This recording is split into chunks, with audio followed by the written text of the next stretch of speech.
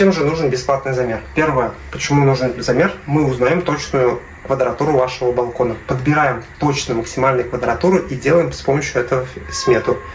И фиксируем эту цену. То есть мы уже включаем материалы, работу, и с помощью точной квадратуры мы можем зафиксировать, потом ничего доплачивать, как это в случае ремонта квартиры, не надо. Второе. Мы делаем на месте дизайн-проект. То есть, когда вы не знаете, что вы хотите от балкона, мы можем каких оттенков подобрать максимально подходящий под вашу квартиру и для вас.